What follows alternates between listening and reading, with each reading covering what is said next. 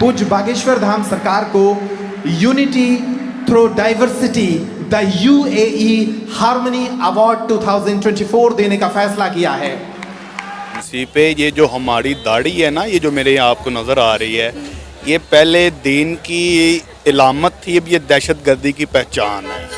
पहले तो आप मेरी बात इसको समझें। हमें बाहर के मुल्कों में इसलिए बुरा समझा जाता है कि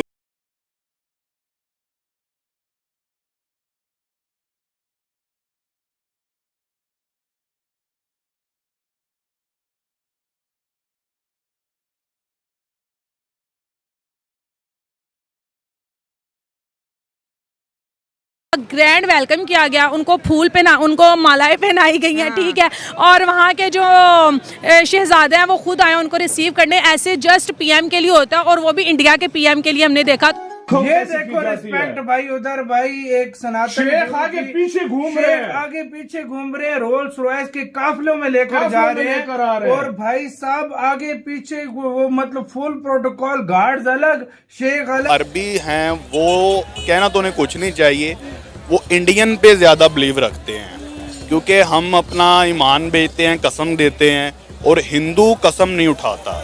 और अरबी उस पर इसलिए फोकस करता है क्योंकि वो एक इंडियन है, उनका बहुत अच्छा तल्लुकात है उनके साथ। और यार मैं बताऊं, उनके महाराज जी का इसलिए उन्होंने इतना आला वेलकम किया है क्योंकि वो कभी भी हमने नहीं देखा कि किसी ने भगवा कलर का गले में दुपट्टा पहना है, ठीक है, और कहीं पे भी बॉम्ब ब्लास्ट कर दिया या कुछ भी ऐसा वैसा आतंकी माहौल जिसे बोलते हैं ना, इन्वायरमेंट क्रिएट किया, कभी भी नहीं देखा। आई वंडर वाई कि सारे सऊदीज इतना इंडियंस को क्यों फॉलो कर रहे हैं या उनको इतना प्रमोट क्यों कर रहे हैं। इसकी वजह ये है कि जी हिंदुओं ने बहुत ज्यादा कंट्रोल कर लिया उनके ऊपर। जय हिंद दोस्तों, भारत से लेकर UAE तक सनातन धर्म की महिमा के गुणगान गाए जा रहे हैं और सनातन धर्म की महानता को सर्वोपरि बताते हुए सनातनी महंतों को बड़े बड़े अवार्ड से सम्मानित किया जा रहा है। राजी से जिस तरह से दुबई में उनका ग्रैंड वेलकम किया गया, उनको फूल पहना, उनको मालाएं पहनाई गई हैं, ठीक है, और वहाँ के जो शहजादे हैं वो खुद आए उनको रिसीव करने। ऐसे जस्ट पीएम के लिए होता है, और वो भी इंडिया के पीएम के लिए हमने देखा था, और इमरान खान को देखा था।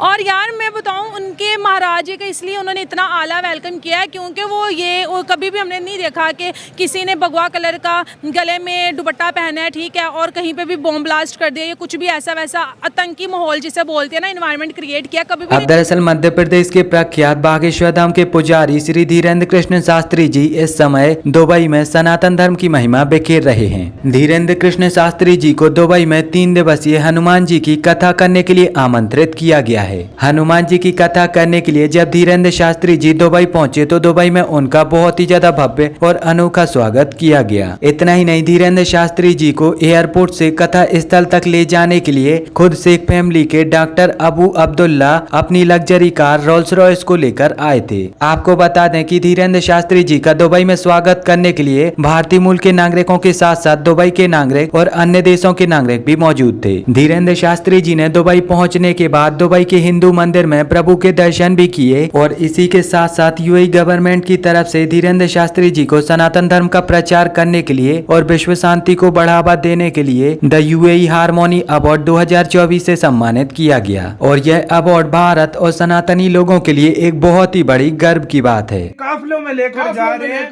और भाई साहब आगे पीछे वो मतलब फुल प्रोटोकॉल, गार्ड्स अलग, शेख अलग, भाई साहब और लोग। यार बागेश्वर धाम सरकार के मैंने काफी सारी वीडियोस देखी हैं जिसमें अगले को दिल में बात होती है, मतलब ये बता देते हैं तुम्हें क्या प्रॉब्लम यार है। भाई, लेकिन यार रिपोर्टर क्या, मुस्लिम क्या, हर धर्म के लोग जाते हैं। है तो हिंदू गुरु ना भाई। देखो एक मुस्लिम मेजोरिटी जिसमें मतलब मुस्लिम मेजोरिटी, मतलब एक वो है, उस जगह पे इस तरह का बहुत बड़ी बात है, बहुत बड़ी बात होती है।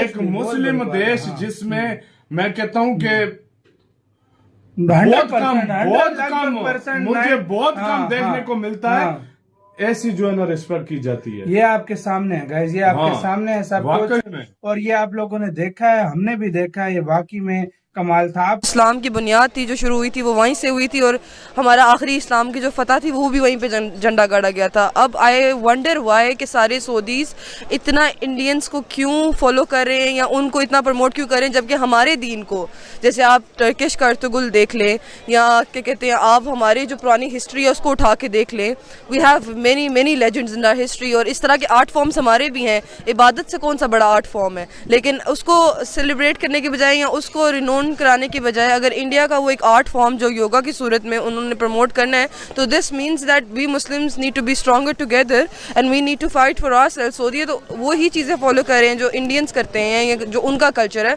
हमारा कल्चर इज़ पोलर ऑपोजिट उस चीज़ से। लेकिन anyway I still support yoga because I think it's a very good art, what do you call it, a very good exercise for your mind, body, soul and everything.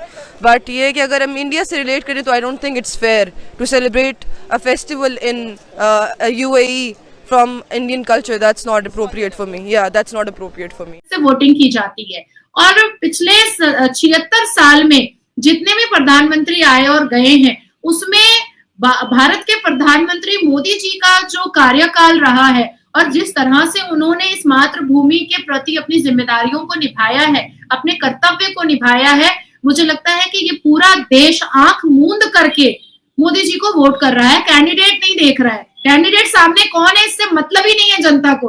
जनता को बस इतना पता है कि ये जो हम कमल का बटन दबा रहे हैं ये मोदी जी को जा रहा है और मोदी जी को मजबूत कर रहा है।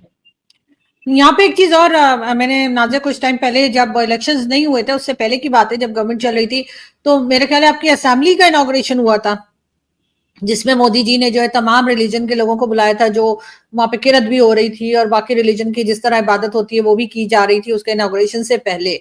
तो उससे एक इम्प्रेशन तो ये आ रहा था कि हर रिलीजन को रिस्पेक्ट दी जा रही है, हर रिलीजन को इम्पोर्टेंस दी जा रही है। तो फिर आखिर ऐसी क्या बात है कि बीजेपी के लिए कहा जाता है कि जी वो माइनॉरिटीज, इसमें सारे ही रिलीजन आ जाते हैं, कि उनके लिए कोई काम नहीं किया जाता। खासतौर पे अपोजिशन इस बात को बहुत ज्यादा उछालती है, बात करती है। ऐसा इम्प्रेशन क्यों है? क्योंकि हमने तो ऐसा होता हुआ नहीं देखा। आरजू जी, ऐसा है कि हमारे नए पार्लियामेंट का इनॉग्रेशन था, हमारे नए संसद का, नए पार्लियामेंट का इनॉग्रेशन था और उस इनॉग्रेशन में हमारे भारत के प्रधानमंत्री ने सभी धर्मों के प्रार्थना को, दुआओं को, सारी चीजों को उन्होंने करवाया था और सूरे अल रहमान की आयत वहां पर हुई थी और मोदी जी ने पूरी आस्था, विश्वास और पूरी नेक नियति के साथ वो सूरे अल रहमान की आयत सुनी थी और पूरी दुनिया ने इस चीज को देखा था, जो अरब को भी बहुत पसंद आया था, बहुत ज्यादा पसंद आया था।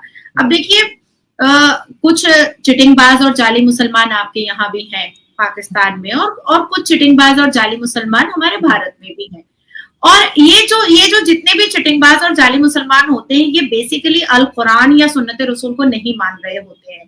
ये इस्लाम के जस्टिफिकेशन पर अपने चेयर को, अपने ताकत को और अपने फाइनेंशियल कंडीशन को, अपने पावर को, अपने पोजीशन को बचाने के लिए इस्लाम का सहारा लेते हैं। आपने बहुत खूबसूरत बात अभी छेड़ी है पार्लियामेंट के इनॉग्रेशन की। अब राहुल बाबा बार बार चिल्ला रहे हैं